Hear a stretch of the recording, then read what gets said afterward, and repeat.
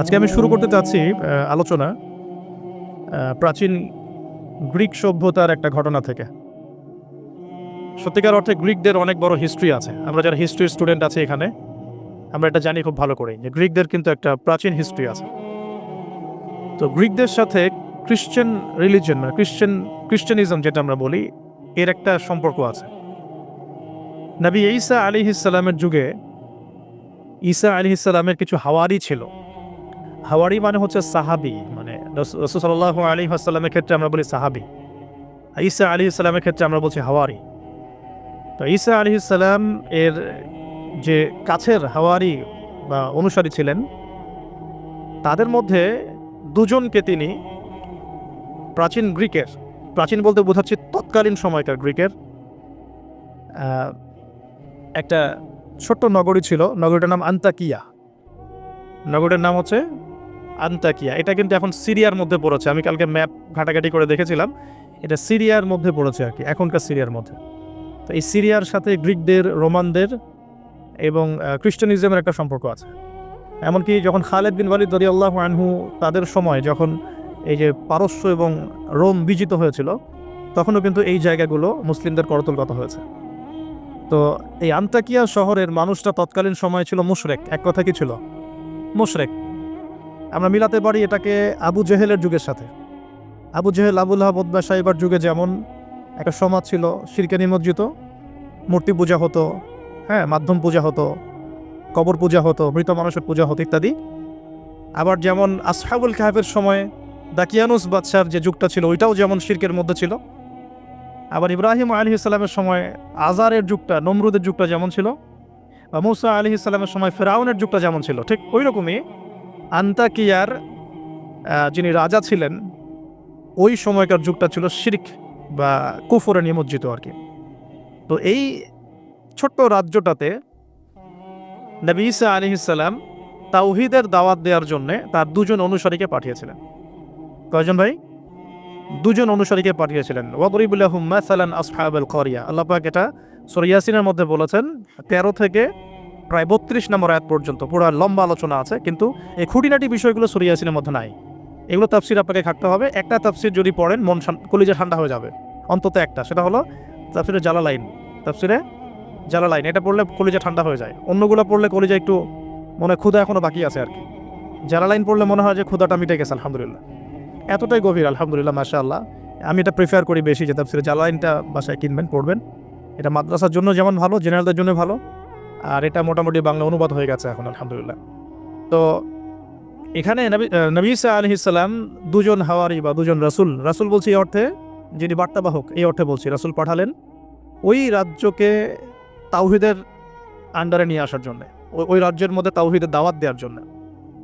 আমরা এখানে কিন্তু শিক্ষা পাচ্ছি, তার দাওয়াত বা দিনের প্রারম্ভিক বিষয় শুরু হবে তাওহীদ থেকে। দিনের প্রাথমিক বিষয় শুরু হবে কি থেকে? তাওহীদ থেকে। দিনের প্রাথমিক বিষয় খেলাফত থেকে শুরু হচ্ছে না। দিনের প্রাথমিক বিষয় কিন্তু রাষ্ট্র কায়েম থেকে শুরু হচ্ছে না, বরং দিনের প্রাথমিক বিষয় শুরু হচ্ছে তাওহীদের দাওয়াত থেকে। এবং দাওয়াত দিবে কারা? এইরকম রাসূল, মুখলেস, আল্লাহ পাকের একজন বাছাইকৃত বান্দা যারা। আমরা তো বাছাইকৃত রাসূল নই, তাহলে আমরা রাসূলের অনুসারী হওয়ার ক্ষেত্রে যেন পরিপূর্ণতা অর্জন করতে পারি, এটা আমাদের টার্গেট থাকবে। মানে আমরা রাসূল হতে পারছি না, আমাদের এটা দরজা বন্ধ, কিন্তু সাহাবীদের মতো হওয়ার চেষ্টা করতে হবে। মানে আমাদের দরজাটা এখানে আর কি। তো এখন দাওয়াত দিতে গিয়ে তারা যখন শহরে ঢুকলেন, এখানে শহরের রাজার নাম কি ছিল ইত্যাদি মেনশন করা হয় নাই। কোরআন চুপ আছে, আমরাও চুপ আছি, ঠিক আছে। ঢোকার পথেই শহরের শুরুতেই একজন ব্যক্তির সাথে দেখা হলো। এই ব্যক্তি একজন কাঠমিস্ত্রি ছিলেন। কি ভাই? কাঠমিস্ত্রি। তো কাঠমিস্ত্রিকে নজ্জার বলা হয়, আরবি দিয়ে কি বলা হয়? নজ্জার। তো তাকে জিজ্ঞাসা করলেন দুজন রাসূল যে আপনার নাম কি? সে বলছে আমার নাম হাবিব বিন ইসরাইল। হাবিব বিন ইসরাইল। তো তিনি জিজ্ঞাসা করছেন আপনারা এখানে কেন এসেছেন? ওই দুজন রাসূল বলছেন যে আমরা এখানে তাওহীদের দাওয়াত দিতে এসেছি। কোন তাওহীদ? আপনাদের ইলাহ কে, আপনাদের রব কে? তখন তিনি ওই রকম করে কথা বলছেন যে যেমনটি ইব্রাহিম আলাইহিস সালাম বলেছেন, আমার রব জীবিতকে মৃত্যু দিতে পারেন, মৃতকে জীবিত করতে পারেন।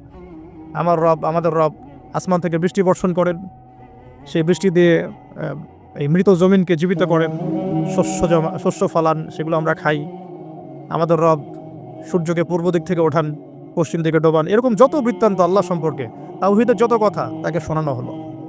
তো সে ব্যক্তি একটা প্রশ্ন করে বসলো যে তাহলে কি আমাকে কোনো মোজেজা দেখাতে পারবেন কিনা? আপনি যে একত্ববাদের কথা বলছেন, এক আল্লাহর কথা বলছেন, কোনো মোজেজা দেখাতে পারবেন কিনা? এখন মনে করেন তো দেখি যে ঈসা আলাইহিস সালামের যুগের মোজেজা কি ছিল। এক এক যুগের মোজেজা কিন্তু এক একটা। মোজেজা বোঝেন কিনা? অলৌকিকত্ব, যেটা নবীগণের মাধ্যমে প্রকাশ পায়, এটা আল্লাহর ক্ষমতা, এটা নবীদের ক্ষমতা নয়, কিন্তু আল্লাহ পাকের ক্ষমতা, নবীদের মাধ্যমে আল্লাহ প্রকাশ করেন। আল্লাহ পাক এই জামানাতেও আল্লাহ পাকের ওলিদের মাধ্যমে ক্ষমতা প্রকাশ করাতে পারেন। আল্লাহ পাক এখনো ক্যাপেবল এটার জন্য। তো সেরকম মানুষ হতে হবে আগে, সেরকম মানুষ তো হতে হবে। অনেক আল্লাহর বান্দা আছেন, দেখবেন আপনার জন্য দোয়া করছে, আপনার সমস্যা দূর হয়ে গেছে, হয়নি? এমন হয়। তো আল্লাহ পাক, এটা তার ক্ষমতা না, ক্ষমতা কার? আল্লাহ পাকের। এখন ওই সময়কার মোজেজা ছিল কিন্তু কুষ্ঠ রোগীকে ভালো করে দেয়া, মনে আছে? অন্ধত্ব দূর করে দেয়া, এবং মৃত ব্যক্তিকে জীবিত করেছেন ঈসা আলাইহিস সালাম আল্লাহর হুকুমে, মনে আছে? যে যুগের মোজেজা, মানে যে যুগটা যে বিষয়ে বেশি বৈচিত্র্যময় ছিল, ওই যুগে আল্লাহ পাক ওই মোজেজাই দিয়েছেন। যেমন সুলাইমান আলাইহিস সালামের সময় জিনদের খুব দাপট ছিল, বুঝছেন? তো সুলাইমান আলাইহিস সালামের সময় জিনদের দাপটটা বেশি ছিল। আল্লাহ পাক জিনদের উপর সুলাইমান আলাইহিস সালামকে কন্ট্রোল দিয়ে দিয়েছেন। ওই যে বাতাসে তার সিংহাসন ফ্লাই করতে শুরু করলো, তার আংটির মধ্যে আল্লাহ পাক ক্ষমতা দিয়ে দিলেন। জিনদেরকে যে কাজ করতে বলতো সেই কাজ জিনরা করতে বাধ্য হতো, মনে আছে ঘটনা? আচ্ছা, আবার মুসা আলাইহিস সালামের সময় জাদুবিদ্যার চর্চা হতো, জাদুবিদ্যার চর্চা। এই চর্চা কিন্তু এখনো হয়, এখনো জাদুবিদ্যার চর্চা হয়, ব্ল্যাক ম্যাজিকের চর্চা এখনো হয়। এগুলো থেকে বেঁচে থাকাটা খুব বেশি ইম্পর্টেন্ট, কারণ এগুলোতে ইফেক্টেড হয়ে গেলে অনেক সমস্যা হয়ে যায়। আমি শেষের দিকে প্রশ্নোত্তর পর্বে কিছু আয়াত বলে দেবো আপনাদেরকে ইনশাআল্লাহ। এই কোরআনের আয়াতগুলো নিয়মিত পড়বেন ইনশাআল্লাহ তাআলা। তো ওই সময় আল্লাহ পাক মুসা আলাইহিস সালামকে লাঠি দিয়ে জাদুবিদ্যার বিপরীতে মোজেজা দেখিয়েছেন, মানে যখন যেটা তার বিপরীতে সেই মোজেজা, বুঝতে পারছেন?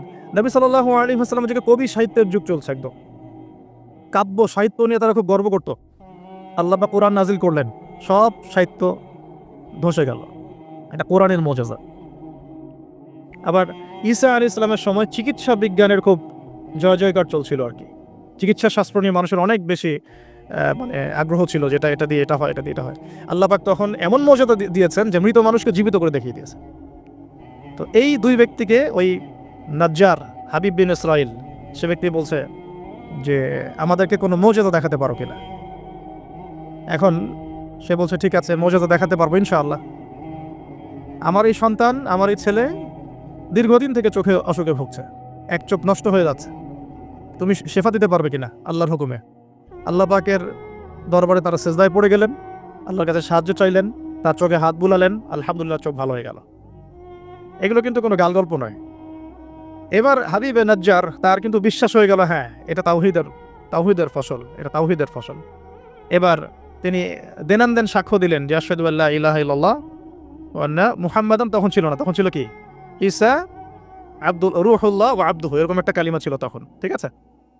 তো তিনি মুসলমান হয়ে যেটা করলেন, ওই জনপদের থেকে নির্জনতা অবলম্বন করা শুরু করলেন। তিনি মুসলমান হয়ে কিন্তু জনপদের ভিতর ঢুকে পড়েন নাই, প্রথমে একটু নির্জনতা অবলম্বন করা শুরু করলেন, কারণ সমাজের সবাই কিন্তু মুশরিক। এখন ওখানে যদি আপনি সরাসরি ঢুকে যান, ঢুকে আপনি এখন যদি জোরে জোরে তাকবীর দেওয়া শুরু করেন, তাহলে তো রিমান্ড হবে আর কি। তো তিনি নিজেকে একটু সেফ করে একা একা ইবাদত করা শুরু করলেন। এখানে আমাদের শিক্ষা আছে কিন্তু। আমি এই হাবিবে নাজ্জারের ঘটনা, ওই তৎকালীন সময়কার ওই আন্তাকিয়া শহরের শিরক, এগুলোর সাথে আপনি বর্তমান বিশ্বকে মেলাতে পারবেন। এখনকার বিশ্বের অবস্থাও কিন্তু মোটামুটি এরকমই। অনেক আলোচনা আমি আগে করেছি বিগত লেকচারগুলোতে, যে এই ওয়ার্ল্ডের প্রতিটা ডিপার্টমেন্টেই শিরক আছে, একদম এডুকেশন থেকে শুরু করে, শিক্ষা থেকে শুরু করে পলিটিক্স পর্যন্ত সবখানেই শিরক আছে। কোনো জায়গায় শিরক বাদ নাই। ইকোনমিক্সের শিরক আছে, সামাজিক কালচারে শিরক আছে, আমাদের চিন্তা দর্শনে শিরক আছে, আমাদের মিডিয়ার মধ্যে শিরক আছে, আমাদের বুদ্ধিজীবীদের মধ্যে শিরক আছে, আমাদের রাজনীতিবিদদের মধ্যে শিরক আছে, আমাদের ধর্ম নেতাদের মধ্যেও শিরক আছে, কোনো কোনো জায়গায় আছে না? আছে। যদি আপনি ভালো করে খিজরের মতো দেখতে শেখেন, আপনি বুঝতে পারবেন এই ওয়ার্ল্ডটা শিরকের আন্ডারে আছে। তো এটা বাস্তব, সামনে মানুষ দেখবে এগুলো। এখন এই অবস্থায় হাবিবে নাজ্জার শহরে ঢুকে দাওয়াতি কাজ শুরু করেন নাই, একা একা তিনি নিজেকে তৈরি করেছেন, আগে তাসকি আধ্যাত্মিকতা অর্জন করার চেষ্টা করেছেন, ইবাদত বাড়িয়েছেন। এদিকে ওই দুজন রাসূল তারা শহরে প্রবেশ করলেন, বেশ কিছু সময় তারা মানুষকে দাওয়াত দেওয়ার চেষ্টা করলেন, কিন্তু মানুষ ইসলাম কবুল করছে না। ঠিক মক্কার অবস্থার মতোই। এই সূরাটা কোথায় নাজিল হয়েছে? মক্কায়। কোথায়? এই সূরা কিন্তু মদিনা নাজিল হয় নাই। তাহলে এই সূরার মধ্য দিয়ে আল্লাহ পাক রাসূল সাল্লাল্লাহু আলাইহি ওয়াসাল্লামকে শিক্ষা দিচ্ছেন, সাহাবীদেরকেও শিক্ষা দিচ্ছেন।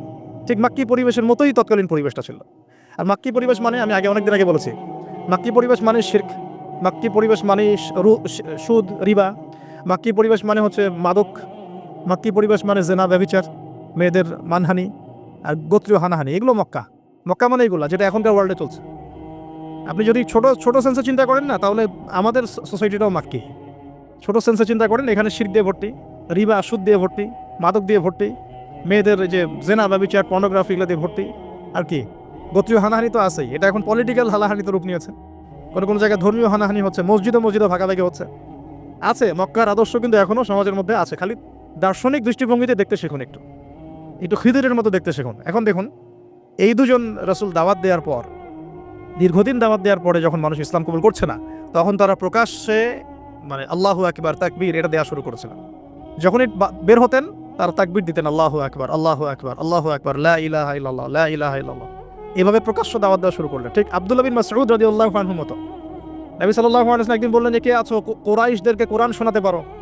তারা তো কোরআন শুনতেই চায় না, কোরআন বললেই কানে আঙ্গুল ঢুকায় দেয়।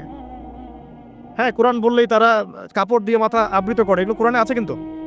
তখন আব্দুল্লাহ বিন মাসউদ, সুবহানাল্লাহ, রুয়াইয়াল গানাম বলা হতো তাকে, মানুষ তাচ্ছিল্য করতো, মানুষ তাকে তাচ্ছিল্য করতো। তার পা ছিল সরু আর চিকন সরু, পা দেখে আবু জেহেল হাসাহাসি করতো, সুবহানাল্লাহ। আর ওই পায়ের নিচেই আবু জেহেলের মৌত আল্লাহ লিখেছিলেন, সুবহানাল্লাহ। ওই পা দিয়ে তার আবু জেহেলের বুকের উপর পাড়া দিয়ে তিনি তাকে গর্দান কেটেছেন বদরের মাঠে। খালি 13 বছরের ব্যবধান, সময়ের ব্যবধান, খালি জাস্ট টাইম টক্স, মানে সময় কথা বলে না, সময় কথা বলে। এই আব্দুল্লাহ বিন মাসউদ রাদিয়াল্লাহু আনহুর পায়ের তলে আবু জেহেল আবার মারা গেছে। তো এই আব্দুল্লাহ বিন মাসউদ রাদিয়াল্লাহু আনহু বললেন যে, আমি শোনাবো কোরাইশদেরকে কোরআন ইনশাআল্লাহ।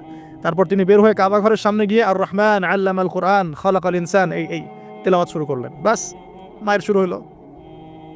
এখন যদি আপনি বের হয়ে সবার সামনে বলেন আল্লাহর হুকুম ছাড়া কোনো হুকুম নাই, ইনিল হুকমু ইল্লা লিল্লাহ, আল্লাহর হুকুম ছাড়া কোনো হুকুম নাই, ওয়া মান লাম ইয়াহকুম বিমা আনজালাল্লাহু ফাউলাইকা হুমুল কাফিরুন, মায়ের একটা মাটিতে পড়বে, একটাও গায়েবই হয়ে যেতে পারেন আপনি, নাই আউট অফ হিস্ট্রি। আপনি আপনার কথা মানুষ ভুলে যাইতে পারে, হয় না এমন?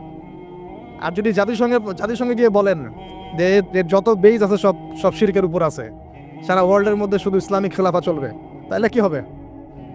তো এই অবস্থা হয়েছে আব্দুল্লাহ বিন মাসউদ রাদিয়াল্লাহু আনহুর। বেচারা মক্কায় গিয়ে কাবা ঘরের সামনে গিয়ে বলছে, লা ইলাহা ইল্লাল্লাহ, আল্লাহ ছাড়া কোনো মাবুদ নাই, আর রহমান আল্লামাল কোরআন খালাকাল ইনসান আল্লামাহুল বায়ান ফাবিআইয়ি আলাই রাব্বিকুমা তুকাযযিবান। বাস, আবু জেহেল, আবু লাহাব, উতবা, সাইবা সবগুলো মেরে মারা শুরু করেছে। তাহলে শিক্ষা হচ্ছে এগুলো সুন্নত। শিক্ষাটা কি? দিনের পথে যদি সত্যিকার কেউ ইফোর্ট দেয়, তাহলে এই জিনিসগুলো তার ভাগ্যে আসবে। এই নির্যাতন, নিপীড়ন বা অপদস্থতা তার ভাগ্যে আসবে। যাদের ভাগ্যে আসছে না, 100% বলতে পারবো যে সেটা সঠিক পথ নয়, 100%। হ্যাঁ, সঠিক পথের ডানে বামে আমরা চোরা রাস্তা খুঁজি, তো এই সঠিক ক, সঠিক খ, সঠিক গ, হ্যাঁ, সঠিক অল্প সঠিক, বেশি সঠিক, একটু বেশি সঠিক, মানে এরকম আর কি। সত্যিকার অর্থে ওই রকম সঠিক পথে গেলে এগুলো আসবেই। তো এটা একটা ফলসিফিকেশন টেস্ট, যাদের উপর এগুলো আসতেছে সন্দেহ নাই যে ইনশাআল্লাহ তারা সঠিক পথে আছে। তারা সারা দুনিয়া থাক না থাক ওই ব্যক্তি সঠিক পথে আছে, না হলে তার উপরে এগুলো আসতো না। এখন যাই হোক, ওইদিকে যাচ্ছি না আমি। এখানে এই দুজন রাসূল সেম ভূমিকা পালন করলেন। ব্যাস, এবার রাজা তাকে গ্রেফতার করা শুরু করল। কোন রাজা? আন্তাকিয়া শহরের রাজা। রাজা কিন্তু খ্রিস্টান ধর্মাবলম্বী ছিলেন। রাজা খ্রিস্টান ধর্মাবলম্বী ছিলেন না। খ্রিস্টান ধর্মাবলম্বী হওয়ার জন্য ঈসা আলাইহিস সালাম তাকে দাওয়াত দিচ্ছিলেন এই দুজন রাসূলের মাধ্যমে। তো রাজা তখন এই দুজন ব্যক্তিকে ধরে রেখে দিল। এই দুজন ব্যক্তির নাম এক একটা কিতাবে এক এক রকম এসেছে। আমি 3টা নাম পেয়েছি আর কি। একটা হচ্ছে, প্রথম ব্যক্তির নাম ছিল ইউহান্না, হ্যাঁ। দ্বিতীয় ব্যক্তির নাম ছিল রাসূল, কিন্তু তারা মানে কার রাসূল? ঈসা আলাইহিস সালামের প্রেরিত দূত। এই দূত অর্থে বলছে রাসূল। একজনের নাম ছিল বাউলাস, একজনের নাম হচ্ছে ইউহান্না, একজনের নাম কি ছিল? বাউলাস। আর অন্য একটা বর্ণনা আসছে যে একজনের নাম ছিল সাদেক, আরেকজনের নাম ছিল মাসদুক। একজনের নাম সাদেক, একজনের নাম মাসদুক। আচ্ছা, এই দুজন এখন গ্রেফতার। তো এবার তাদেরকে রেখে দেওয়া হয়েছে। ঈসা আলাইহিস সালাম আরও একজন ব্যক্তিকে তাদের সাহায্যের জন্য পাঠালেন। এটাই হলো কোরআনের এই আয়াতটা, যে ওয়াদরিব লাহুম মাসালান আসহাবাল ক্বরিয়া ইয জাআহাল মুরসালুন ইয আরসালনা ইলাইহিম ইসনাইন ফাকাযযাবুহুমা ফাআজ্জাজনা বিসালিস। যখন তাদের দুইজনকে অস্বীকার করা হলো, আমি আরও একজনকে পাঠালাম। এই আরও একজনের নাম হচ্ছে আপনার শামউন। কি নাম? শামউন। এই শামউন ছিল খুবই বিচক্ষণ। এখান থেকে আমাদের শিক্ষা আছে একটা, এরা দাওয়াতি কাজ করতে চান, দিন নিয়ে চলতে চান, দিন প্রচার করতে চান, বা দিন নিয়ে বড় স্বপ্ন দেখেন। এই শামউনের মধ্যে শিক্ষা আছে। কীরকম শিক্ষা? এই শামউন গিয়ে সরাসরি তাদেরকে বললো না যে আমি ওদের দুজনকে বাঁচাতে আসছি, কারণ শামউন নিজের পরিচয় গোপন করে ফেলছে। শামউন নিজের পরিচয় গোপন করে সে অর্ডিনারি মানুষের রূপে সমাজে মেলামেশা শুরু করলো। সে মোটামুটি একটা ছদ্মবেশ ধারণ করেছে আর কি, এবং আস্তে আস্তে আস্তে আস্তে রাজার ঘনিষ্ঠ মানুষদের সাথে তার একটা সম্পর্ক তৈরি হয়েছে। এমনও বহু মানুষ কিন্তু এখন সমাজের মধ্যে আছে না? সরাসরি ইমান জানান দিতে পারে না, কিন্তু ভিতরে ভিতরে ইসলামকে সমর্থন করে, আছে না? আমাদের প্রতিটা ডিপার্টমেন্টে এমন ভাই বোন আছে কিন্তু, যারা ইসলামকে মন থেকে সাপোর্ট করে, কিন্তু হয়তো চাকরির ভয়, এটা ভয় মানে এক্সপোজ করতে পারে না। প্রথমত সে সেভাবে নিজেকে গুটিয়ে নিল। এক পর্যায়ে রাজার কাছে তার নাম ছড়িয়ে পড়লো। সে একদিকে তাদের সাথে মেশে, আরেকদিকে সে আল্লাহর কাছে দোয়া করে, নামাজ পড়ে, সেজদা করে। সে কিন্তু একজন আধ্যাত্মিক গুণান্বিত মানুষ। এক পর্যায়ে রাজার দৃষ্টি আকর্ষিত হলো তার প্রতি। ওই যে ইউসুফ আলাইহিস সালামের প্রতি রাজার দৃষ্টি আকর্ষিত হয়েছিল না? স্বপ্নের ব্যাখ্যা কেউ দিতে পারে না, ইউসুফ দিয়ে দিলেন। 7 বছর দুর্ভিক্ষ হবে, ওকে আমার কাছে নিয়ে আসো, ওকে আমার কাছে নিয়ে আসো, আমি তাকে আমার নিকটস্থ কাছের মানুষ বানিয়ে দিব। তো রাজা বা শাসক যদি সৎ হন, মনের মধ্যে যদি সততা থাকে না, তিনি খুঁজে বের করতে পারবেন কার দ্বারা আসলে জাতির খেদমত হওয়া সম্ভব। এটা দায়িত্ব তাদের খুঁজে বের করা যে কোন কোন মানুষদেরকে কাছে নিয়ে আসলে দেশের বা জাতির খেদমত হবে। এই সৎ সাহস তো সবাই দেখাতে পারে না এখন এই ব্যক্তি, এই রাজা মোটামুটি এদিক থেকে বিচক্ষণ ছিল। সে এই শামউনকে কাছাকাছি নিয়ে আসলো, নিয়ে এসে বললো যে তোমার সব কথাবার্তা আমার কাছে খুব ভালো মনে হয়, তোমার জ্ঞানতাত্ত্বিক কথাবার্তাগুলো তুমি বলো, এগুলো খুব ভালো মনে হয়, তো তুমি আমার কি উপকার করতে পারো? তো শামউন বলছে যে আমি শুনেছি যে আপনার জেলখানায় 2জন ব্যক্তি আছে। কোন 2জন? আগে 2জন গ্রেপ্তার। তো তাদের ব্যাপারে আপনার কি মন্তব্য? আমার মন্তব্য, আমি আসলে ভাবার সময় পাইনি তাদেরকে নিয়ে, রাজা খুব ব্যস্ত ছিল। তাকে আমার কাছে নিয়ে আসেন, আমি কিছু কথা বলতে চাই তাদের সাথে। শামউনের কথা শুনে রাজা নিয়ে আসলেন তাদের 2জনকে। এবার শামউন কৌশলে এই 2 ব্যক্তির মাধ্যমে রাজাকে দাওয়াত দিচ্ছে। শামউন এদেরকে বলছে যে তোমরা কোন আল্লাহর ইবাদত করো, কোন আল্লাহর কথা বলছো, আমাদের এখানে তো এমন কোনো আল্লাহ নাই। তখন তারা আবার ব্যাখ্যা দিচ্ছে, আমরা সেই আল্লাহর কথা বলি যে আল্লাহ ছাড়া কোনো ইলাহ নাই, যিনি আসমান থেকে বৃষ্টি বর্ষণ করেন, যিনি মৃতকে জীবিত করেন, ইত্যাদি ইত্যাদি। তাওহীদের সব কথা তারা বলা শুরু করলেন, এবং রাজা কিন্তু শুনছে, শোনার মাধ্যমকে শামউন নিজে। তাহলে এখানে আমাদের শিক্ষা আছে না? তা আপনারা একটু ইসলামের পথে আসলেই সমাজ থেকে ডিসকানেক্টেড হতে চান কেন? সমাজের মধ্যেই থাকতে হবে, সমাজের মধ্যে থেকেই আপনি সমাজের ভিতর ইসলাম ছড়িয়ে দিবেন ইনশাআল্লাহ। ঠিক আছে, ইনশাআল্লাহ একদিন সমাজ পরিবর্তন হবে। আমরা যদি সমাজ থেকে ডিসকানেক্টেড হয়ে যাই তাহলে তো সমাজ নষ্ট হয়ে যাবে। তো দেখুন, অনেক যুবক ছেলে আমাদেরকে বলে ভাইয়া নামাজ পড়তাম না, এখন নামাজ পড়ি, এখন বিসিএস পরীক্ষা দিব না ভাবছি। কেন দিবেন না? ওর সাথে কি সম্পর্ক? ওর সাথে কি শত্রুতা? আপনি আরো বড় বড় পোস্টে যান, মানুষকে তাওহীদের দাওয়াত দেন, তাওহীদ প্রতিষ্ঠার চেষ্টা করেন, আল্লাহ হেফাজত করুন, আল্লাহ তৌফিক দান করুন। এখন এই শামউনের থ্রু দিয়ে এই 2 ব্যক্তি রাজাকে দাওয়াত দিলেন, মাশাআল্লাহ। এবার রাজা জিজ্ঞাসা করছে যে কোনো মুজিজা আছে না, কোনো অলৌকিকত্ব দেখাতে পারবে? আমরা যে আল্লাহর ইবাদত করি, মাঝে মাঝে কিন্তু জিনের উপাসনা করলে কিছু অলৌকিকত্ব দেখা যায়। মানে অলৌকিকত্ব না, মানে ভেলকিবাজি দেখানো যায় আর কি। দেখবেন জিন তাত্ত্বিক যারা চর্চা করে দেখবেন ভেলকি দেখায় মানুষকে। আপনি কোনো কবিরাজের কাছে গিয়েছেন, আপনাকে বলে দিবে যে 2 বছর আগে তুই এটা করছিলি না, এরকম কিন্তু বলে দেবে। আপনাকে ধাক্কা লাগলো যে হ্যাঁ তাই তো, আমার তো এমন হয়েছে। আসলে ও যে জিনের উপাসনা করে, ওই জিন আপনার যে কারিন আছে এর সাথে কানেকশন ফিক্স করে আর কি।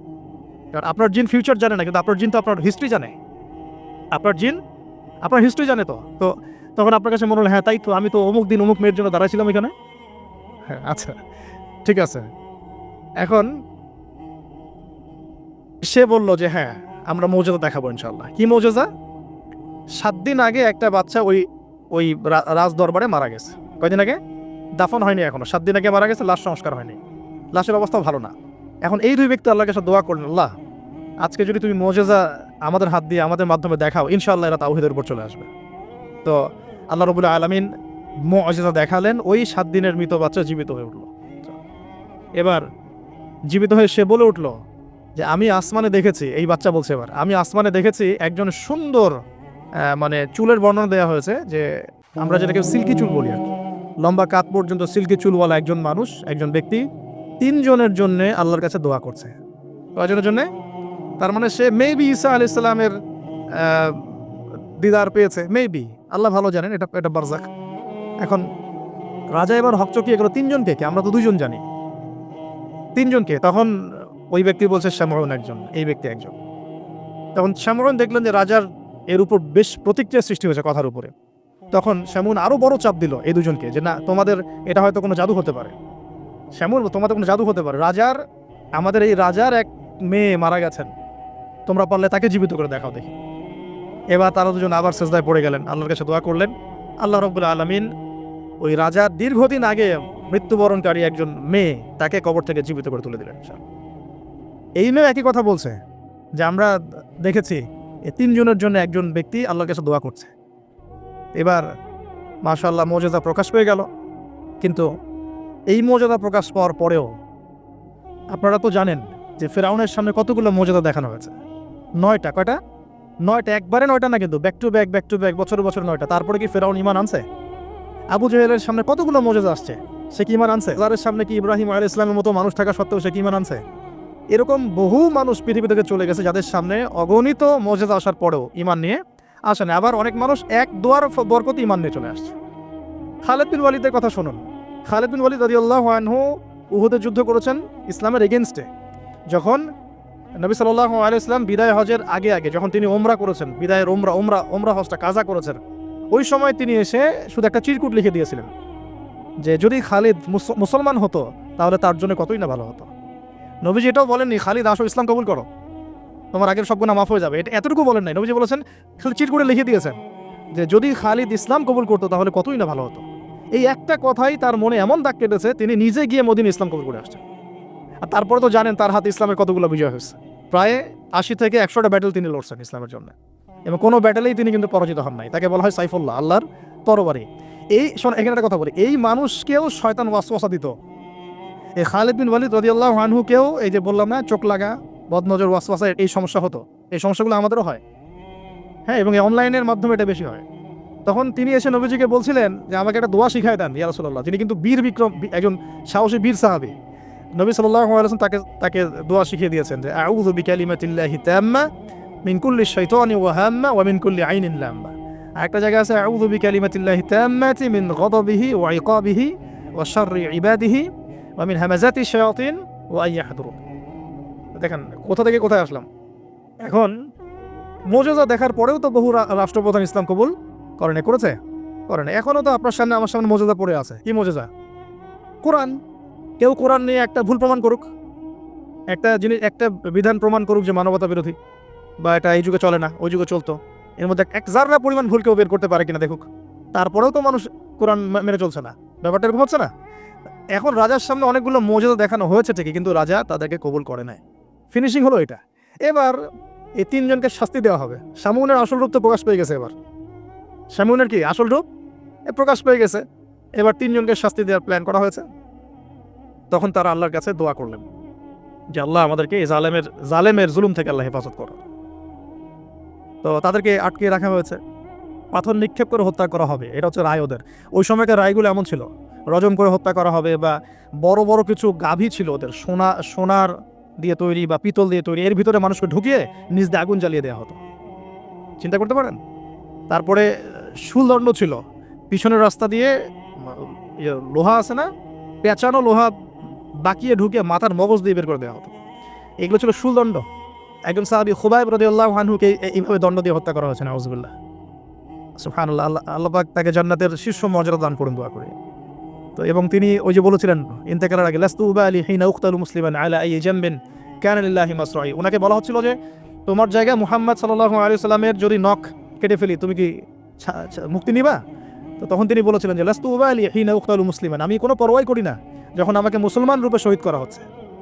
আলা আই জামবিন কানা লিল্লাহি মাসরাই, আমাকে যেদিকেই পাশ ফেরানো হোক না কেন সেটা আল্লাহর জন্যই। ওয়া যালিকা লিল্লাহি ওয়া ইয়াশা, তিনি এমন একজন ইলাহ যিনি চাইলে ইউবারিকা আলা ফি কুল্লি শিলুইন মুমাজ্জা, তিনি আমার প্রত্যেকটা গোশতের টুকরায় হাড্ডিতে বরকত দিতে পারেন। তো এই সাহাবীর ইন্তেকালের খবর মদিনায় পৌঁছে যায়। এটা পড়ে নিয়েন, এটা রাজির ঘটনার মধ্যে পাবেন। সিরাত অবশ্যই পড়বেন, আর আমার জন্য দোয়া করবেন যে আমি চেষ্টা করছি আগামী বইমেলা আসার আগেই সিরাতের উপর একটা অনবদ্য কিতাব লেখার জন্য। আল্লাহ পাক তৌফিক দান করুন। সমস্ত সিরাতের বইগুলোকে একত্রিত করে, এবং আমার টুকটাক কিছু গবেষণা আছে ভাঙাচুরা, সহজ সাধ্যভাবে, যাতে ইয়াং জেনারেশন খুব সহজে বুঝতে পারেন সিরাটাকে, একটা মোটামুটি 500,000 পৃষ্ঠা একটা বই আসবে ইনশাআল্লাহ আযজা ওয়া জাল্লা। আল্লাহ পাক তৌফিক দান করে দেবেন। তো অনেকে অনেক টপিকের কথা বলেছিলেন আমাকে যে এটা নিয়ে লিখেন, বা এটা নিয়ে লিখেন, বা আখিরুজ্জামান নিয়ে লিখেন। ঠিক আছে, তো আমি বললাম যে না, আগে রাসূল সাল্লাল্লাহু আলাইহি ওয়াসাল্লামের বরকত দিয়ে শুরু হবে ইনশাআল্লাহ। আল্লাহ নবীর বরকত যার কপালে নসিব হবে ইনশাআল্লাহ তার ফিউচারটা ভালো হবে ইনশাআল্লাহ। তো আল্লাহ পাক আমাদেরকে সহজ করুন, তৌফিক দান করুন। এখন এখানে এই তিনজনকে আটকে রাখার পর যেটা বলছিলাম, এবার তাদেরকে পাথর নিক্ষেপ করে হত্যা করার কথা বলা হয়েছে। আর তারা এখানে আল্লাহর কাছে দোয়া করছেন। এর ফলশ্রুতিতে ওই রাজ্যের মধ্যে দেন দুর্ভিক্ষ শুরু হয়ে গেল। কি হলো ভাই? একদম দুর্ভিক্ষ। ওয়ার্ল্ড কি আসতেছে দুর্ভিক্ষের দিকে? আসতেছে, সবর করেন। তো এখন আমি একটা লেকচারে বলেছিলাম যে এই ইকোনমিক স্যাংশন বা ইকোনমিক ইনফ্লেশন যেগুলো হয় এগুলো থেকে বাঁচার জন্য সূরা ইউসুফের মধ্যে একটা হেদায়েত আছে। ওই সূরা ইউসুফ আলাইহিস সালামের 7 বছর মেয়াদী যে পরিকল্পনা, ওই পরিকল্পনা যদি কেউ বাস্তবায়ন করে কোনো রাষ্ট্রে দুর্ভিক্ষ হবে না ইনশাআল্লাহ। যদি হয়ও, আল্লাহর হুকুমে যদি হয়ও, ইনশাআল্লাহ জনগণ না খেয়ে মরবে না। ওই 7 বছরের মেগা পরিকল্পনা কি সেটা একটু সূরা ইউসুফ ঘাটে দেখেন। আর মূল জিনিসটাই হচ্ছে অপচয় নষ্ট করা, অপচয়টাকে রোধ করা। অপচয় নষ্ট করা না, মানে অপচয়কে রোধ করা, সমস্ত রকম অনিয়ম বন্ধ করা এবং ফিউচারের জন্য খাবার এবং সম্পদগুলো সঞ্চয় করতে থাকা। যেমন আমরা কিন্তু অনেক অপচয় করি, খাবার নষ্ট করি, গ্যাস নষ্ট করি, তেল নষ্ট করি, নষ্ট করি, কিন্তু আবার প্রয়োজনের চেয়ে বেশি ব্যবহার করি। আবার দেখা যায় যে অনেক প্রকল্প হাতে নিচ্ছি কিন্তু পুরোপুরি বাস্তবায়িত হচ্ছে না, দুর্নীতি হচ্ছে ইত্যাদি ইত্যাদি। এইগুলোকে যদি বন্ধ করা যায়, আপনি ইন ফিউচার একটা জাতির ইকোনমিক বিষয়টা সাস্টেইন করতে পারবেন ইনশাআল্লাহ। তো আমি ইকোনমিক্স নিয়ে অন্য একদিন ইনশাআল্লাহ কোনো একটা সেমিনার করবো ইনশাআল্লাহ তাআলা। আজকে বলছি এতটুকু যে ইউসুফ আলাইহিস সালামের অর্থনৈতিক যে মেগা পরিকল্পনা 7 বছর, এটা যে নিতে পারবে, যে সমাজ, যে রাষ্ট্র গেইন করবে ইনশাআল্লাহ, সাকসেস। এই জিনিসগুলো আমাদের ঊর্ধ্বতন কর্তৃপক্ষ থেকে বোঝানো উচিত, দাওয়াতটা পৌঁছানো উচিত। হয়তো বা তারা জানেন না, এমন হতে পারে যে তাদেরকে যুগের সাথে তাল মিলিয়ে কেউ বুঝাতে পারেনি এখন পর্যন্ত, এমন হতে পারে। এই জন্য আমরা সবার প্রতি আমভাবে দাওয়াতের নসিহত করব, কারোর প্রতি আমরা কোনো শত্রুতা পোষণ করতে যাব না। কারণ আমাদের সমাজের মানুষগুলো কিন্তু আমাদেরই ভাই, আমাদেরই বোন, আমরাই। তো হয়তো কেউ হেদায়েত পেয়েছে, কেউ পায় নাই, কেউ বুঝে আসছে, কেউ আসে নাই ইত্যাদি। এখন এই মানুষগুলো দোয়া করছেন তিনজন, এইভাবে বলছি, ইউহান্না, বাউলাস এবং শামাউন। হ্যাঁ, অথবা অন্য বর্ণনা আসছে সাদেক, মাসদুক এবং শামাউন। তারা দোয়া করছেন, এদিকে দুর্ভিক্ষ চলছে। এখন জনগণ তাকে বলা শুরু করলো যে ইন্না তাতায়্যারনা বিকুম, তোমাদেরকে আমরা এখন অশুভ মনে করা শুরু করেছি, তোমাদেরকে আমরা অশুভ, অলক্ষণ মনে করছি। সূরা ইয়াসিন পড়ে দেখেন, আমরা তোমাদেরকে অলক্ষ্য বলি না, কুলক্ষণ, অলক্ষণে, এরকম কথা বলি না, তোমাদেরকে আমরা এখন অলক্ষণে মনে করছি। যদি তোমরা তোমাদের এই দাওয়াত বন্ধ না করো, আমরা তোমাদেরকে রজম করে হত্যা করো। এবার রজমের প্রিপারেশন নেওয়া হচ্ছে। এবার সেই ঘটনা, ওয়াজা মিন আকসাল মাদিনাতি রাজুলুন ইয়াসআ। এবার ওই মদিনা মানে কিন্তু নগর, মদিনা মানে একটা শহর। মদিনা মানে ওই শহরের দূরবর্তী একটা জায়গা থেকে, দূরবর্তী জায়গা মানে কোনটা? ঢোকার এন্ট্রান্সটা, ওই যে হাবিবে নাজ্জার, মনে আছে?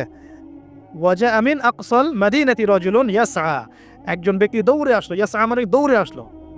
ইয়াসআ ক্বালা ইয়া কওমি ইত্তাবিউল মুরসালিন, দৌড়ে এসে তখন তার ওই ব্যক্তি কওমকে বলছে, হে আমার কওম, এই রাসূলদের অনুসরণ করো। সুবহানাল্লাহ। কোন ব্যক্তি এটা? তার এখানে আমাদের যারা সাধারণ মুসলিম আছে, আমাদের শিক্ষা আছে তো নাকি? হাবিবে নাজ্জার কত বড় একটা সাহসিকতার পরিচয় দিল এখানে, দেখেন। সে দৌড়ে এসে যখন শুনতে পারলো যে ওই রাসূলদেরকে হত্যা করার প্রিপারেশন নেওয়া হয়েছে, দৌড়ে এসে কওমকে বলছে, হে আমার পুরো কওম, তোমরা রাসূলকে অনুসরণ করো।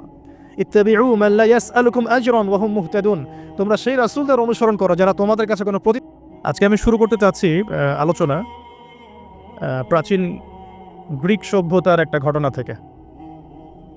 সত্যিকার অর্থে গ্রিকদের অনেক বড় হিস্ট্রি আছে। আমরা যারা হিস্ট্রির স্টুডেন্ট আছি এখানে, আমরা এটা জানি খুব ভালো করেই যে গ্রিকদের কিন্তু একটা প্রাচীন হিস্ট্রি আছে।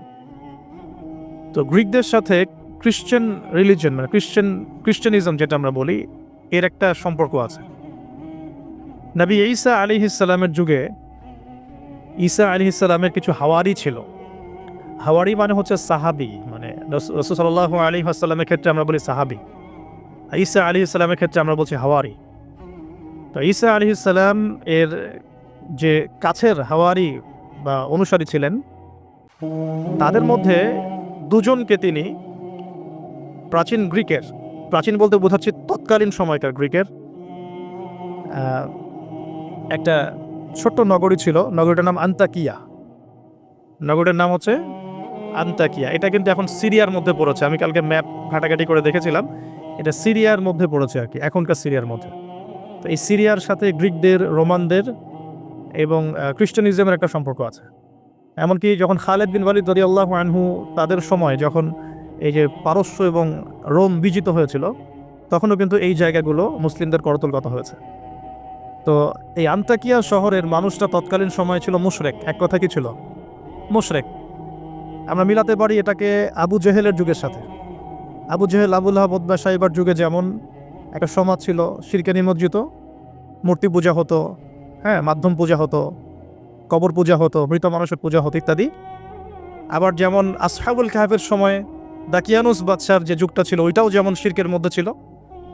আবার ইব্রাহিম আলাইহিস সালামের সময় আজারের যুগটা, নমরুদের যুগটা যেমন ছিল, বা মুসা আলাইহিস সালামের সময় ফেরাউনের যুগটা যেমন ছিল, ঠিক ওই রকমই আন্তাকিয়ার যিনি রাজা ছিলেন ওই সময়কার যুগটা ছিল শিরক বা কুফরে নিমজ্জিত আর কি। তো এই ছোট্ট রাজ্যটাতে নবী ঈসা আলাইহিস সালাম তাওহীদের দাওয়াত দেওয়ার জন্য তার দুজন অনুসারীকে পাঠিয়েছিলেন। কয়জন ভাই? দুজন অনুসারীকে পাঠিয়েছিলেন। ওয়াদরিব লাহুম মাসালান আসহাবাল ক্বরিয়া, আল্লাহ পাক এটা সূরা ইয়াসিনের মধ্যে বলেছেন 13 থেকে প্রায় 32 নম্বর আয়াত পর্যন্ত পুরো লম্বা আলোচনা আছে, কিন্তু এই খুঁটিনাটি বিষয়গুলো সূরা ইয়াসিনের মধ্যে নাই।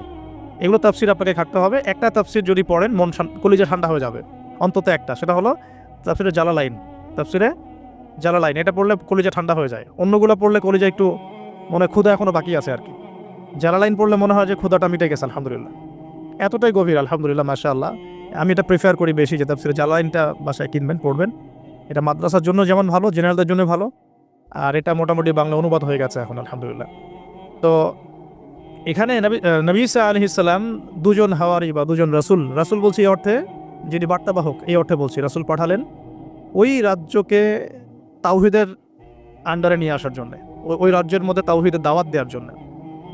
আমরা এখানে কিন্তু শিক্ষা পাচ্ছি তার দাওয়াত বা দিনের প্রারম্ভিক বিষয় শুরু হবে তাওহীদ থেকে। দিনের প্রাথমিক বিষয় শুরু হবে কি থেকে? তাওহীদ থেকে। দিনের প্রাথমিক বিষয় খেলাফত থেকে শুরু হচ্ছে না, দিনের প্রাথমিক বিষয় কিন্তু রাষ্ট্রকায়েম থেকে শুরু হচ্ছে না, বরং দিনের প্রাথমিক বিষয় শুরু হচ্ছে তাওহীদের দাওয়াত থেকে। এবং দাওয়াত দিবে কারা? এইরকম রাসূল, মুখলেস, আল্লাহ পাকের একজন বাছাইকৃত বান্দা যারা। আমরা তো বাছাইকৃত রাসূল নই, তাহলে আমরা রাসূলের অনুসারী হওয়ার ক্ষেত্রে যেন পরিপূর্ণতা অর্জন করতে পারি, এটা আমাদের টার্গেট থাকবে। মানে আমরা রাসূল হতে পারছি না, আমাদের এটা দরজা বন্ধ, কিন্তু সাহাবীদের মতো হওয়ার চেষ্টা করতে হবে, মানে আমাদের দরজাটা এখানে আর কি। তো এখন দাওয়াত দিতে গিয়ে তারা যখন শহরে ঢুকলেন, এখানে শহরের রাজার নাম কি ছিল ইত্যাদি মেনশন করা হয় নাই। কোরআন চুপ আছে, আমরাও চুপ আছি, ঠিক আছে। ঢোকার পথেই শহরের শুরুতেই একজন ব্যক্তির সাথে দেখা হলো। এই ব্যক্তি একজন কাঠমিস্ত্রি ছিলেন। কি ভাই? কাঠমিস্ত্রি। তো কাঠমিস্ত্রিকে নাজ্জার বলা হয়, আরবি দিয়ে কি বলা হয়? নাজ্জার। তো তাকে জিজ্ঞাসা করলেন দুজন রাসূল যে আপনার নাম কি? সে বলছে আমার নাম হাবিব বিন ইসরাইল। হাবিব বিন ইসরাইল। তো তিনি জিজ্ঞাসা করছেন আপনারা এখানে কেন এসেছেন? ওই দুজন রাসূল বলছেন যে আমরা এখানে তাওহীদের দাওয়াত দিতে এসেছি। কোন তাওহীদ? আপনাদের ইলাহ কে, আপনাদের রব কে? তখন তিনি ওই রকম করে কথা বলছেন যে যেমনটি ইব্রাহিম আলাইহিস সালাম বলেছেন আমার রব জীবিতকে মৃত্যু দিতে পারেন, মৃতকে জীবিত করতে পারেন। আমার রব, আমাদের রব আসমান থেকে বৃষ্টি বর্ষণ করেন, সেই বৃষ্টি দিয়ে এই মৃত জমিনকে জীবিত করেন, শস্য ফলান, সেগুলো আমরা খাই।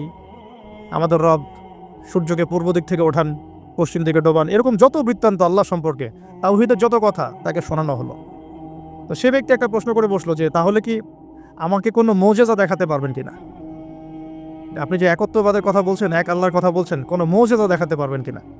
এখন মনে করেন তো দেখি যে ঈসা আলাইহিস সালামের যুগের মুজিজা কি ছিল। এক এক যুগের মুজিজা কিন্তু এক একটা। মুজিজা বোঝেন কিনা?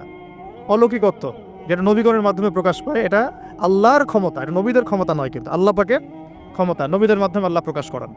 আল্লাহ পাক এই জামানাতেও আল্লাহ পাকের ওলিদের মাধ্যমে ক্ষমতা প্রকাশ করাতে পারেন। আল্লাহ পাক এখনো ক্যাপেবল এটার জন্য। তো সেরকম মানুষ হতে হবে আগে, সেরকম মানুষ তো হতে হবে। অনেক আল্লাহর বান্দা আছেন দেখবেন আপনার জন্য দোয়া করছে, আপনার সমস্যা দূর হয়ে গেছে, হয়নি? এমন হয়। তো আল্লাহ পাক, এটা তার ক্ষমতা না, ক্ষমতা কার? আল্লাহ পাকের। এখন ওই সময়কার মুজিজা ছিল কিন্তু কুষ্ঠ রোগীকে ভালো করে দেয়া, মনে আছে? অন্ধত্ব দূর করে দেয়া, এবং মৃত ব্যক্তিকে জীবিত করেছেন ঈসা আলাইহিস সালাম আল্লাহর হুকুমে, মনে আছে? যে যুগের মুজিজা, মানে যে যুগটা যে বিষয়ে বেশি বৈচিত্র্যময় ছিল, ওই যুগে আল্লাহ পাক ওই মুজিজাই দিয়েছেন। যেমন সুলাইমান আলাইহিস সালামের সময় জিনদের খুব দাপট ছিল, বুঝছেন? তো সুলাইমান আলাইহিস সালামের সময় জিনদের দাপটটা বেশি ছিল। আল্লাহ পাক জিনদের উপর সুলাইমান আলাইহিস সালামকে কন্ট্রোল দিয়ে দিয়েছেন। ওই যে বাতাসে তার সিংহাসন ফ্লাই করতে শুরু করলো, তার আংটির মধ্যে আল্লাহ পাক ক্ষমতা দিয়ে দিলেন। জিনদেরকে যে কাজ করতে বলতো সেই কাজ জিনরা করতে বাধ্য হতো, মনে আছে ঘটনা? আচ্ছা, আবার মূসা আলাইহিস সালামের সময় জাদুবিদ্যার চর্চা হতো, জাদুবিদ্যার চর্চা। এই চর্চা কিন্তু এখনও হয়, এখনও জাদুবিদ্যার চর্চা হয়, ব্ল্যাক ম্যাজিকের চর্চা এখনও হয়। এগুলো থেকে বেঁচে থাকাটা খুব বেশি ইম্পর্টেন্ট, কারণ এগুলোতে ইফেক্টেড হয়ে গেলে অনেক সমস্যা হয়ে যায়। আমি শেষের দিকে প্রশ্নোত্তর পর্বে কিছু আয়াত বলে দেবো আপনাদেরকে ইনশাআল্লাহ। এই কোরআনের আয়াতগুলো নিয়মিত পড়বেন ইনশাআল্লাহ তাআলা। তো ওই সময় আল্লাহ পাক মুসা আলাইহিস সালামকে লাঠি দিয়ে জাদুবিদ্যার বিপরীতে মোজেজা দেখিয়েছেন, মানে যখন যেটা তার বিপরীতে সেই মোজেজা। বুঝতে পারছেন? নবী সাল্লাল্লাহু আলাইহি ওয়াসাল্লামের যে কবি সাহিত্যের যুগ চলছে, একদম কাব্য সাহিত্য নিয়ে তারা খুব গর্ব করত। আল্লাহ পাক কোরআন নাজিল করলেন, সব সাহিত্য ধসে গেল। এটা কোরআনের মোজেজা। আবার ঈসা আলাইহিস সালামের সময় চিকিৎসা বিজ্ঞানের খুব জয় জয়কার চলছিল আর কি। চিকিৎসা শাস্ত্র নিয়ে মানুষের অনেক বেশি মানে আগ্রহ ছিল, যেটা এটা দিয়ে এটা হয়, এটা দিয়ে এটা হয়। আল্লাহ পাক তখন এমন মর্যাদা দিয়েছেন যে মৃত মানুষকে জীবিত করে দেখিয়ে দিয়েছেন। তো এই দুই ব্যক্তিকে ওই নাজ্জার হাবিব বিন ইসরাইল, সে ব্যক্তি বলছে যে আমাদেরকে কোনো মর্যাদা দেখাতে পারো কিনা। এখন সে বলছে ঠিক আছে, মর্যাদা দেখাতে পারবো ইনশাআল্লাহ। আমার এই সন্তান, আমার এই ছেলে দীর্ঘদিন থেকে চোখে অসুখে ভুগছে, এক চোখ নষ্ট হয়ে যাচ্ছে, তুমি শেফা দিতে পারবে কিনা আল্লাহর হুকুমে। আল্লাহ পাকের দরবারে তারা সেজদায় পড়ে গেলেন, আল্লাহর কাছে সাহায্য চাইলেন, তার চোখে হাত বুলালেন, আলহামদুলিল্লাহ চোখ ভালো হয়ে গেল। এগুলো কিন্তু কোনো গাল গল্প নয়। এবার হাবিবে নাজ্জার তার কিন্তু বিশ্বাস হয়ে গেল, হ্যাঁ এটা তাওহীদের ফসল, এটা তাওহীদের ফসল। এবার তিনি দেনান সাক্ষ্য দিলেন যে আশহাদু আল্লা ইলাহা ইল্লাল্লাহ ওয়া আন্না মুহাম্মাদান, তখন ছিল না, তখন ছিল কি ঈসা আব্দুল রূহুল্লাহ ওয়া আবদুহু, এরকম একটা কালিমা ছিল তখন, ঠিক আছে। তো তিনি মুসলমান হয়ে যেটা করলেন, ওই জনপদের থেকে নির্জনতা অবলম্বন করা শুরু করলেন। তিনি মুসলমান হয়ে কিন্তু জনপদের ভিতর ঢুকে পড়েন নাই, প্রথমে একটু নির্জনতা অবলম্বন করা শুরু করলেন, কারণ সমাজের সবাই কিন্তু মুশরিক। এখন ওখানে যদি আপনি সরাসরি ঢুকে যান, ঢুকে আপনি এখন যদি জোরে জোরে তাকবীর দেওয়া শুরু করেন, তাহলে তো রিমান্ড হবে আর কি। তো তিনি নিজেকে একটু সেফ করে একা একা ইবাদত করা শুরু করলেন। এখানে আমাদের শিক্ষা আছে কিন্তু। আমি এই হাবিবে নাজ্জারের ঘটনা, ওই তৎকালীন সময়কার ওই আন্তাকিয়া শহরের শিরক, এগুলোর সাথে আপনি বর্তমান বিশ্বকে মেলাতে পারবেন। এখনকার বিশ্বের অবস্থাও কিন্তু মোটামুটি এরকমই। অনেক আলোচনা আমি আগে করেছি বিগত লেকচারগুলোতে, যে এই ওয়ার্ল্ডের প্রতিটা ডিপার্টমেন্টেই শিরক আছে। একদম এডুকেশন থেকে শুরু করে, শিক্ষা থেকে শুরু করে পলিটিক্স পর্যন্ত সবখানেই শিরক আছে। কোনো জায়গায় শিরক বাদ নাই। ইকোনমিক্সের শিরক আছে, সামাজিক কালচারে শিরক আছে, আমাদের চিন্তা দর্শনে শিরক আছে, আমাদের মিডিয়ার মধ্যে শিরক আছে, আমাদের বুদ্ধিজীবীদের মধ্যে শিরক আছে, আমাদের রাজনীতিবিদদের মধ্যে শিরক আছে, আমাদের ধর্ম নেতাদের মধ্যেও শিরক আছে কোনো কোনো জায়গায়, আছে না? আছে। যদি আপনি ভালো করে খিজরের মতো দেখতে শেখেন, আপনি বুঝতে পারবেন এই ওয়ার্ল্ডটা শিরকের আন্ডারে আছে। তো এটা বাস্তব, সামনে মানুষ দেখবে এগুলো। এখন এই অবস্থায় হাবিবে নাজ্জার শহরে ঢুকে দাওয়াতি কাজ শুরু করেন নাই, একা একা তিনি নিজেকে তৈরি করেছেন। আগে তাসকি আধ্যাত্মিক অর্থ অর্জন করার চেষ্টা করেছেন, ইবাদত বাড়িয়েছেন। এদিকে ওই দুজন রাসূল তারা শহরে প্রবেশ করলেন, বেশ কিছু সময় তারা মানুষকে দাওয়াত দেওয়ার চেষ্টা করলেন, কিন্তু মানুষ ইসলাম কবুল করছে না। ঠিক মক্কার অবস্থার মতোই। এই সূরাটা কোথায় নাজিল হয়েছে? মক্কায়। কোথায়? এই সূরা কিন্তু মদিনায় নাজিল হয় নাই। তাহলে এই সূরার মধ্য দিয়ে আল্লাহ পাক রাসূল সাল্লাল্লাহু আলাইহি ওয়াসাল্লামকে শিক্ষা দিচ্ছেন, সাহাবীদেরকেও শিক্ষা দিচ্ছেন। ঠিক মাক্কি পরিবেশের মতোই তৎকালীন পরিবেশটা ছিল। আর মাক্কি পরিবেশ মানে, আমি অনেকদিন আগে বলেছি, মাক্কি পরিবেশ মানে শিরক, মাক্কি পরিবেশ মানে সুদ, রিবা, মাক্কি পরিবেশ মানে হচ্ছে মাদক, মাক্কি পরিবেশ মানে জেনা, ব্যভিচার, মেয়েদের মানহানি আর গোত্রীয় হানাহানি, এগুলো মক্কা। মক্কা মানে এগুলো যেটা এখনকার ওয়ার্ল্ডে চলছে। আপনি যদি ছোট ছোট সেন্সে চিন্তা করেন না, তাহলে আমাদের সোসাইটিটাও মাক্কি। ছোট সেন্সে চিন্তা করেন, এখানে শিরক দিয়ে ভর্তি, রিবা সুদ দিয়ে ভর্তি, মাদক দিয়ে ভর্তি, মেয়েদের যে জেনা ব্যভিচার পর্নোগ্রাফি এগুলো দিয়ে ভর্তি, আর কি গোত্রীয় হানাহানি তো আছেই। এটা এখন পলিটিক্যাল হানাহানিতে রূপ নিয়েছে। কোনো কোনো জায়গায় ধর্মীয় হানাহানি হচ্ছে, মসজিদে ভাগাভাগি হচ্ছে। আছে, মক্কার আদর্শ কিন্তু এখনও সমাজের মধ্যে আছে। খালি দার্শনিক দৃষ্টিভঙ্গিতে দেখতে শিখুন, একটু খিদিরের মতো দেখতে শিখুন। এখন দেখুন, এই দুজন রাসূল দাওয়াত দেওয়ার পর, দীর্ঘদিন দাওয়াত দেওয়ার পরে যখন মানুষ ইসলাম কবুল করছে না, তখন তারা প্রকাশ্যে মানে আল্লাহু আকবার, তাকবীর এটা দেওয়া শুরু করেছিল। যখনই বের হতেন তারা তাকবীর দিতেন, আল্লাহু আকবার, আল্লাহু আকবার, আল্লাহু আকবার, লা ইলাহা ইল্লাল্লাহ, লা ইলাহা ইল্লাল্লাহ। এভাবে প্রকাশ্য দাওয়াত দেওয়া শুরু করলেন। ঠিক আব্দুল্লাহ বিন মাসউদ রাদিয়াল্লাহু আনহুর মতো। নবী সাল্লাল্লাহু আলাইহি ওয়াসাল্লাম একদিন বললেন যে, কে আছো কুরাইশদেরকে কোরআন শোনাতে পারো? তারা তো কোরআন শুনতেই চায় না, কোরআন বললেই কানে আঙ্গুল ঢুকায় দেয়। হ্যাঁ, কোরআন বললেই তারা কাপড় দিয়ে মাথা আবৃত করে, এগুলো কোরআনে আছে কিন্তু। তখন আব্দুল্লাহ বিন মাসউদ, সুবহানাল্লাহ, রুয়াইয়াল গানাম বলা হতো তাকে, মানুষ তাচ্ছিল্য করতো, মানুষ তাকে তাচ্ছিল্য করতো। তার পা ছিল সরু আর চিকন সরু, পা দেখে আবু জেহেল হাসাহাসি করতো, সুবহানাল্লাহ। আর ওই পায়ের নিচেই আবু জেহেলের মৌত আল্লাহ লিখেছিলেন, সুবহানাল্লাহ। ওই পা দিয়ে তার আবু জেহেলের বুকের উপর পাড়া দিয়ে তিনি তাকে গর্দান কেটেছেন বদরের মাঠে। খালি 13 বছরের ব্যবধান, সময়ের ব্যবধান, খালি জাস্ট টাইম টক্স, মানে সময় কথা বলে না, সময় কথা বলে।